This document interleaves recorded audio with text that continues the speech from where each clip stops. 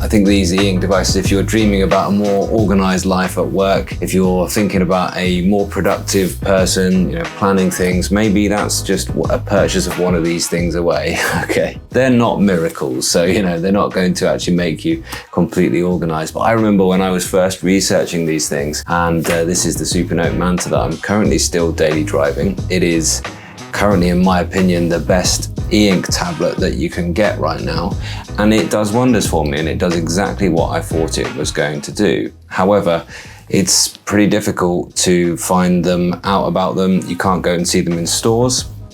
None of them are cheap. Maybe you've heard horror stories about returns policies and you're just uncertain as to whether this kind of, fabled writing experience is really all it's cracked up to be.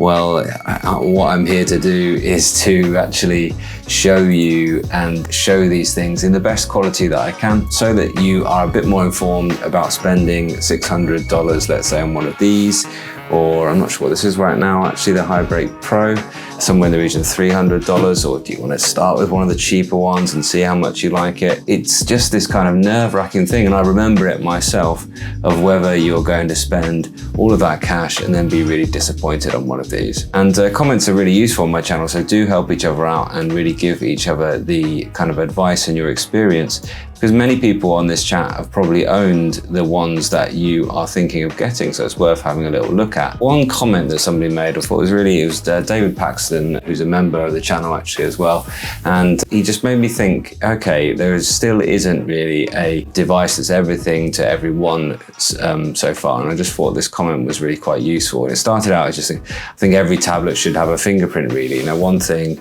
having a fingerprint reader is really quite good, and certainly with the previous Bigme, the Highbreak, the original Highbreak, I really wanted it to become my phone. And one thing that I couldn't get along with was every single time you wanted to start the phone or open it up, you have to put your PIN code in. And I think it makes you do a 6-digit PIN code, so it's like such a drag really in this day and age.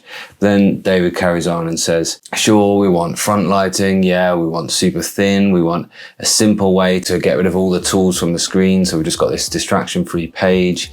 We want gestures to support the note tools, you want line and shape perfection to insert anything you want. You want links in your notes, and you want Google Play, and you want the Remarkable Pro style kind of folio with the keyboard case. You want a pen loop that's always there whenever, even when the case isn't on, you want that pen loop there. You've got this list of things that you really want, all of these different things. And the Feel Right too on the Manta. You want a good calendar that integrates. You want to-do list integration. You want that to be integrated with your notes as well. You want PDFs and be able to do links and use them, the PDFs, the hyperlinks that are already in that PDF, you want them to work. You want it to sync to third-party cloud drives. You want it a fully featured EPUB and PDF reader, just like Boox Neo Reader. You want tab interface, like you want web browser for notes and documents. You want a transparent screen lock. And, David says, just to name a few, and that's loads of things, you want. And currently, David says, currently has the Supernote Manta and the Boox Go 10.3 and the Viwoods and the Remarkable Pro, and none of these have everything that you want in one device. And that's the thing, that is the issue really at the minute. There isn't a kind of one fits all, one device that does everything for everybody yet. And that's where we are with e-ink. We're still at this kind of phase where people are discovering what the use cases are. And that's why my content exists really. It's the next best thing to actually hold in one of your hands, I hope. That's why I make all of my content in 4K, and I can't put live streams out in 4K just yet, although we'll get there one of these days, I'm sure. All my other videos, I'm always recording in 4K, so you can actually, put that maybe up on your big screen in the living room and you can really see the details of these things.